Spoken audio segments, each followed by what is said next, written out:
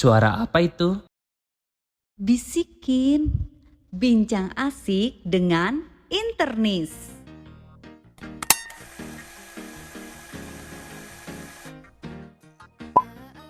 Assalamualaikum warahmatullahi wabarakatuh.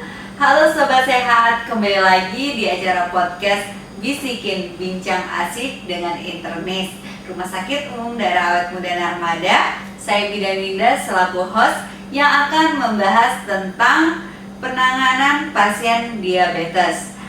Di mana di sini saya akan mengobrol dengan dokter spesialis kita, yaitu Dr. Iketut Adi Suryana, SPPD.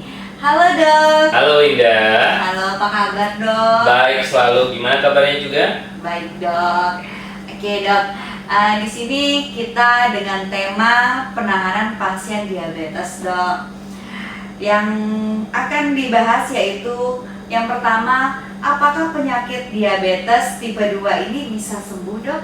Oke. Jadi jawabannya banyak sekali jawabannya. Banyak sekali dok. Sebenarnya cuma satu sih. Tidak bisa sembuh sebenarnya. Pasien DM tipe 2 tidak pernah akan sembuh dari diabetesnya. Tapi kita sebut terkontrol. Jadinya tidak sembuh. Dok, gula darahnya sudah membaik dok. Tapi kan dia terkontrol dengan obat, terkontrol dengan diet, terkontrol dengan gaya hidup. Jadi tidak sembuh. Jadi kita bilangnya terkontrol. Jadi jangan banyak sekali asumsi di masyarakat bilang bahwa dok, gula darah saya sudah normal ketika minum obat. Jadinya bukan sembuh, tapi terkontrol dengan obat. Jadi kita tidak bisa bilang pasien DM tipe 2 bisa sembuh, tapi kita bilang sebut dengan terkontrol. Terkontrol, oke. Baik dok, jadi kita terkontrol ya dok ya intinya ya. Terus kemudian bagaimana dok cara tepat perawatan pasien diabetes itu sendiri? Oke. Yang kita harus ketahui bahwa ada beberapa prinsip dalam penanganan diabetes itu. Pertama kali ketika kita tahu bahwa kita mengalami peningkatan gula darah, lini pertama adalah diet dan gaya hidup. Jadinya kurangi makanan yang manis atau yang mengandung karbohidrat yang tinggi. Lalu kita lihat juga olahraga kita aman atau tidak. Ketika bisa diubah itu dalam waktu 1-2 minggu dan gula darahnya jadi normal, kita terkontrol dengan diet ataupun gaya hidup. Tetapi ketika masih gula darahnya tinggi, harus masuk obat-obatan. Obat-obatannya sangat tergantung.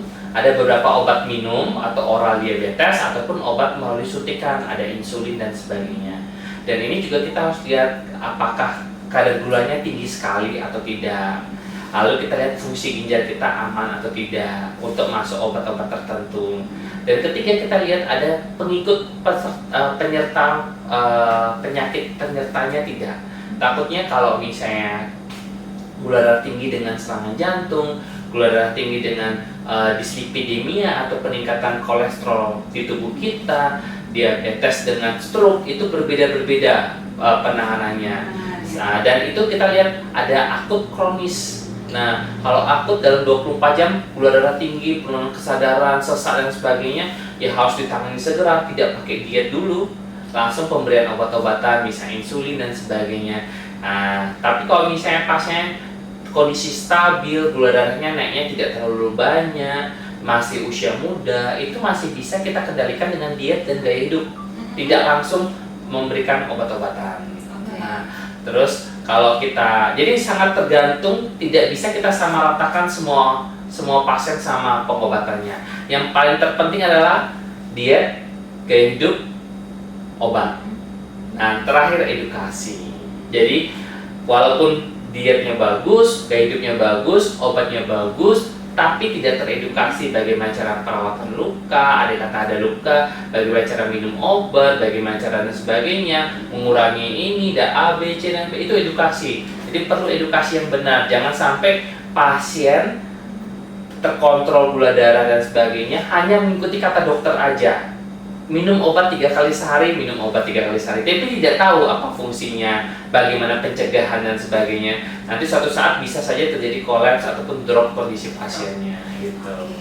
Baik dok, tadi dilihat dari gaya hidup dok, jadi di usia muda ini banyak sekali kita dan begitu juga dengan saya ketika minum tuh sembarangan dok nih, kayak misalnya minuman-minuman yang sembarangan gitu, ada nggak sih makanan atau minuman tertentu yang harus dihindari bagi penderita diabetes itu sendiri dok?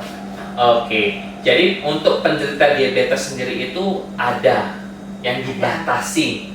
Ya, dalam artian boleh nggak makan atau minuman yang manis? Boleh, tapi kadar gulanya ataupun kandungan kalorinya rendah. Ya. Jangan kasih gula tebu. Gula tebu kan manis sekali. Ada gula pengganti, artificial sugar. Jadi benar-benar pengganti mirip seperti gula tapi tidak manis. Maksudnya tidak manis, tidak mengandung karbohidrat kalori yang tinggi, tapi masih terasa seperti gula. Nah, jadi biar mungkin bagi beberapa penderita diabetes yang sudah sering kasih 3 sendok gula, tiba-tiba minum kopi atau minum teh tidak ada gula, rasanya kok hambar. Dok, berbeda rasanya, jadi tidak ada nafsu makan, kualitas hidup terganggu dan sebagainya. Itu banyak sekali komplainan. Jadi diganti, ada banyak obat ataupun gula-gula pengganti gula tebu. Jadi jangan pakai, dok saya ganti pakai gula aren, dok saya ganti pakai gula jagung, sama aja itu manis. Jadi ada pengganti gula lainnya. Lalu kedua adalah batasin kontrol diri. Sekarang terlalu banyak fast food, terlalu banyak counter snack yang menjual misalnya boba dan sebagainya, yang manis luar biasa, donat yang beraneka ragam, yang manis dan murah, gampang didapat, mudah dibeli. Berbeda dengan zaman dulu yang susah didapat dan susah dibeli, sekarang sangat mudah dengan sangat ramah kantong, jadi gampang dibeli. Jadi itu dibatasin. Jangan setiap hari makannya boba, teh botolan yang manis luar biasa. Itu diminum setiap hari, otomatis akan meningkatkan gula darah. Kalau sesekali, seminggu sekali, dok saya ingin makan donat, boleh silakan. Jangan 1 lusin, cukup 1-2 donat saja. Jadi makan makanan tertentu itu yang diatur pola makannya. Kasih achievement, maksudnya bawa reward. Seminggu sekali saya capek dok mau makan boba, silakan. Tapi jangan bobanya 12 1 hari langsung dengan 5 donat, salah. Ini cukup 1 boba, 1 boba sama 1 donat cukup. Jadinya kayak pengantar kita lunch lagi, kongko itu di hari kan silahkan. Arti kita bilang sebut dengan cheating day, hari itu silahkan. Tapi jangan setiap hari seperti itu, tentu salah. Jadi adapun kalau misal minuman boba ataupun yang minuman yang manis-manis dingin, apalagi dengan cuaca panas seperti ini, minta aja gulanya dipisah, jangan dicampur. Atau banyak yang less sugar. Dan sekarang sudah lebih banyak minuman-minuman yang less sugar ataupun no sugar, ataupun ada penggunaan dok minta dipisah gulanya. Biasa banyak seperti itu. Iya, banyak sekali juga permintaannya ya. Jadinya kan penjual juga bisa diberikan apakah dia tidak menggunakan gula atau tidak ya dok ya, dipisah. Oke dok, baik. Dan bagaimana sih seorang diabetes ini tahu bahwa penyakit DM mereka itu terkontrol dok? Oke, tentu jawabannya namanya diabetes, gula darah tinggi. Cara tahu terkontrol tidak, cek gula darahnya. Jadi cek gula darahnya, kita harus lihat gula darah puasanya turun nggak. Targetnya adalah 80 sampai 120. Lalu 2 jam setelah makannya terkontrol nggak. Targetnya 140 sampai 180. Lalu gula darah sewaktu bisa kita cek. Suatu waktu dicek di bawah 200, itu is okay. Terakhir HbA1c. Kalau usia HbA1c adalah kontrol gula darah dalam 3 bulan terakhir. Jadinya kita bisa lihat di 3 bulan terakhir kita bisa lihat dengan kadar HbA1c. Targetnya adalah di bawah 7%. Tapi beberapa pasien dengan komplikasi akut, misalnya serangan jantung dan sebagainya, di usia produktif sebaiknya di bawah 6,5%. Tapi kalau untuk usia tua, lansia di atas 65 tahun, itu kadar HbA1c bisa 7,5 sampai 8,5%. Tidak harus turun sekali. Takutnya malah lemes pasien-pasien lanjut usia. Oke. Terus dok, bagaimana sih cara pencegahan perburukan penyakit DM tipe 2 itu dok? Nah, gimana cara kita mencegahnya? Ya. Tentu kita harus kontrol ke dokter spesialis dulu. Dokter spesialis penyakit dalam jika memang di daerah tersebut terjangkau dokternya. Tapi kalau di daerah pedalaman dan daerah terpencil misalnya, harus ketemu dokter umum dulu. Karena di dokter umum ada fasilitas cek gula darah. Kita lihat apabila gula darah tidak terkontrol, kita kontrol dengan obat-obatan, diet dan sebagainya. Apabila dokter umum tidak mampu untuk menangani masih tinggi gula darahnya, harus dirujuk ke dokter spesialis penyakit dalam. Konsultasi sama beliau. Siapa bisa sama saya, teman sejawat saya lainnya spesialis penyakit dalamnya. Kita akan diatur untuk program dietnya, gaya hidupnya seperti apa, akan dijawab-jawab konsultasinya selama penanganan obat diabetes itu sendiri. Jadi yang kita lihat juga lain adalah kita setiap ada keluhan harus dilaporkan ke dokter spesialisnya atau dokter umumnya, karena dia tahu apakah ini komplikasi kencing manis atau penyakit yang berbeda. Ya. Jangan komplikasi tersebut muncul karena peningkatan gula darah. Gitu. Oke, baik dok. Kita lanjut aja dengan pertanyaan lagi nih dok. Bagaimana sih cara pencegahannya terjadi penyakit DM tipe 2 ini pada diri kita sendiri dok? Pencegahannya itu bagaimana dok? Siap. Jadi gini Win, sebelum kita mencegah kita harus tahu ada faktor risiko nggak kita. Nah, faktor risiko pertama kita lihat genetik. Faktor risiko kita ada nggak orang tua kita kencing manis, kakek, nenek, ayah, ibu, paman dan sebagainya, kita lihat ada kencing manis atau enggak. Kedua, kita lihat makanan kita udah normal nggak? Apa kita over sembarangan, makan kita ngawur, kita masih minumnya apapun makanannya, minumnya adalah teh manis gitu kan. Jadi beda. Jadi itu yang kita harus lihat. Apakah kita lihat olahraga juga, aktivitas fisik kita. Apa kita mageran, orangnya tidak pernah gerak, jadi tidak ada kalori yang dibakar. Jadinya intake makanan kita banyak, tapi yang dibakar tidak ada sama sekali, jadi akan terjadi penumpukan. Apakah kita punya faktor risiko obesitas? Nah, jangan-jangan kita kegemukan. Kegemukan, tidak bergerak, makanan tambah banyak, ada kemungkinan suatu saat akan jadi kencing manis. Kelima adalah kita lihat juga lingkungan kita, apakah aman, nyaman. Dalam artian apa? Jangan-jangan semua tipe pemakan semua, makan A, makan B, kita ngikut semuanya. Jadi bukan lingkungan yang baik, bukan positif buat kita.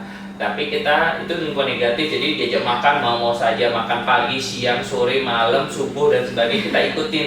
Itu yang cukup bahaya. Jadi kita harus tahu apa pekerjaan kita, apa aktivitas kita, dan jumlah intake kalori kita apa yang dimakan, itu yang penting. Jadi tidak semua kita babat habis, tapi ingat esok hari kita juga perlu makan. Jadi jangan hari ini dimakan semuanya, besok kita ada makan yang lain dan lainnya. Jadi bisa dicicil kok, nggak usah semuanya dihabiskan dalam satu hari. Itu sih.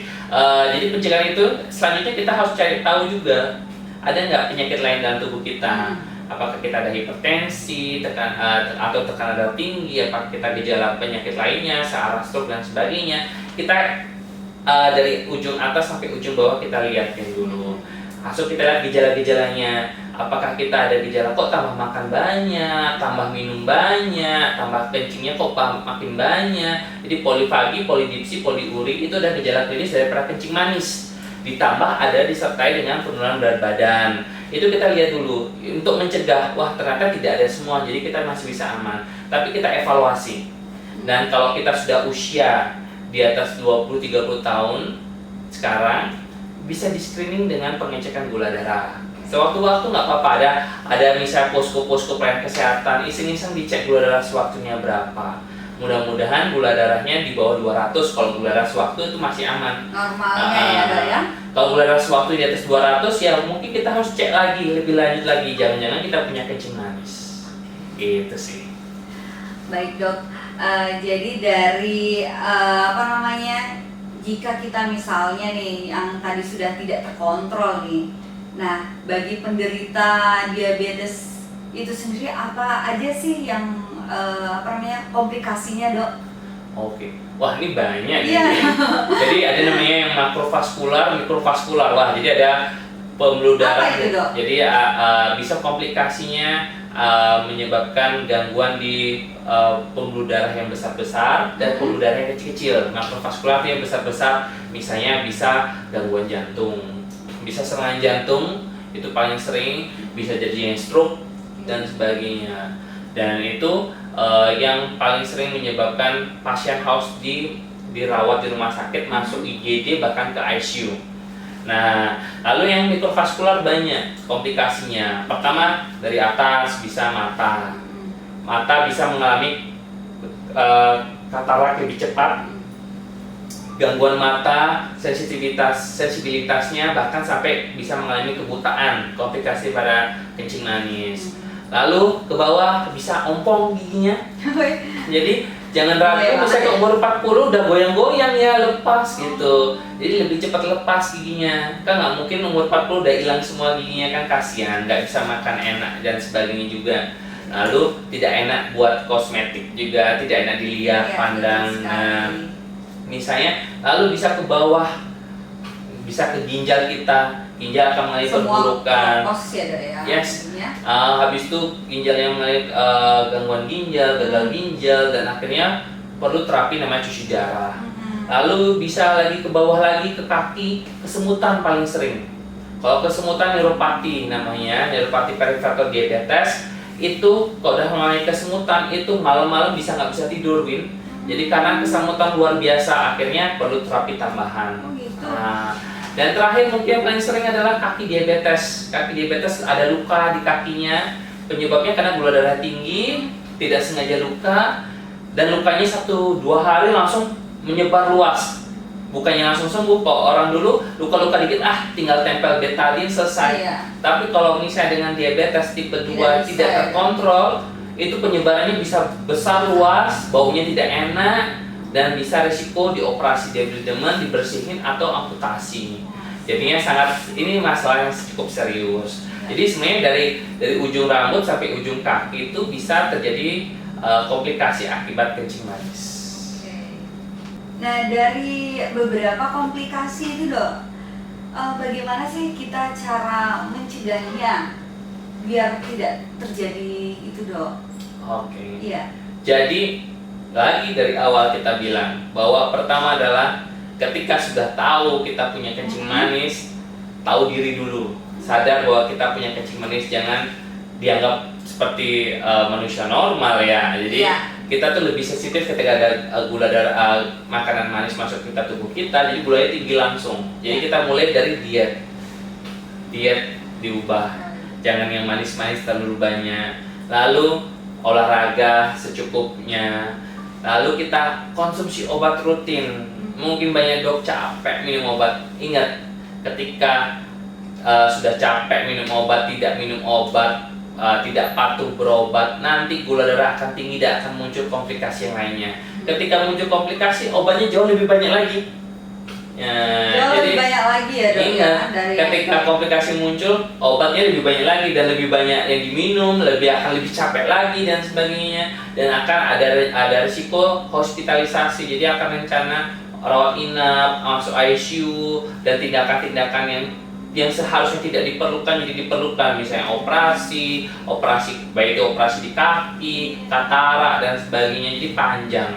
Jadi kalau saya sih pertama ya dari diri sendiri tahu, sadar bahwa punya kencing manis, perbaiki pola hidup, diet dan sebagainya, konsumsi obatnya secara rutin, dan mulai awas diri. Dan awas diri artinya perhatikan tubuh dari ujung atas sampai bawah, ada kelainan atau tidak. Jangan-jangan ada yang kita lupa.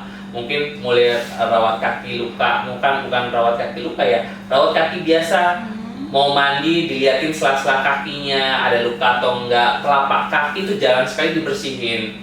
Habis mandi jangan sampai lembab, habis lembab dibersihin, dilihat juga ada luka atau tidak. Itu paling penting, karena kaki itu selalu menapak.